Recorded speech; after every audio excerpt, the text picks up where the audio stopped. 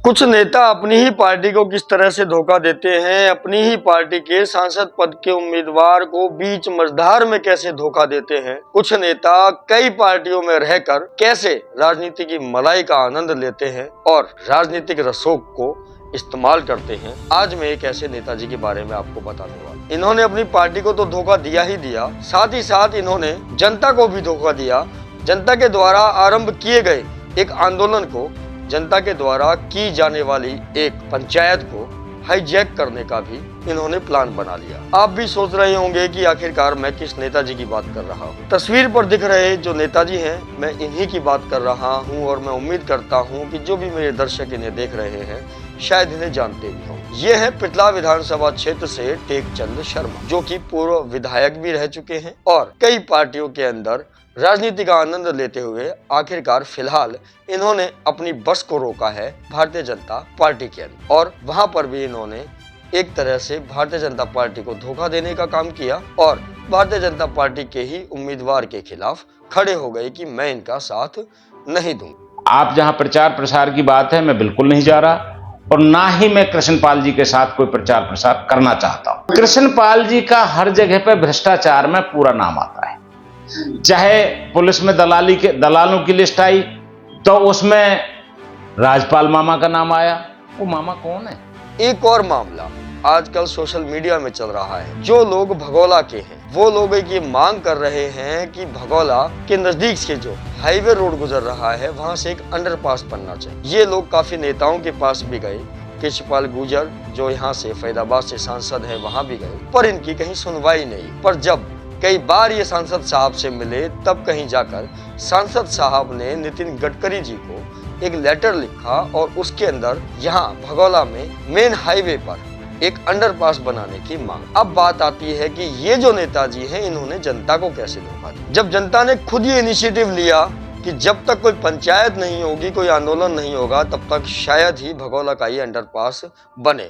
भगोला वासियों के लिए ये अंडरपास बहुत ज्यादा जरूरी है, क्योंकि अमूमन गांव वालों को इस सड़क को पार करना होता है अपने खेतीबाड़ी के काम को लेकर। सड़क के दूसरी तरफ इन्हें कई कामों से जाना पड़ता है, जिसकी वजह से ये लोग अपनी जान हथेली पर रखकर इस सड़क को पार करते हैं। और बताया जाता है कि महीने में 1 या 2 एक्सीडेंट गाँव वालों के महीने में हो ही जाते। दर्शकों, जब इस बात का पता टेकचंद शर्मा जी को पता लगा कि गांव के लोग पंचायत कर रहे हैं, कोई आंदोलन कर रहे हैं, तो पता नहीं शायद उन्होंने ये सोचा होगा कि क्यों ना इस पंचायत और इस आंदोलन का क्रेडिट मैं ले, जिसके चलते उन्होंने यह घोषणा भी कर दी कि यह पंचायत मैं करवा रहा हूँ। हालांकि जिस दिन पंचायत होनी थी उस दिन पंचायत नहीं हुई और गांव वालों ने फैसला लिया कि हमारी इस सामाजिक पंचायत को टेकचंद जी के द्वारा राजनीतिक रूप दिया जा रहा है। उन्होंने इस पंचायत को स्थगित कर दिया। पंचायत को स्थगित करने की मैं अगर बात करूं तो कल शाम को माननीय केंद्रीय मंत्री कृष्णपाल गुर्जर जी से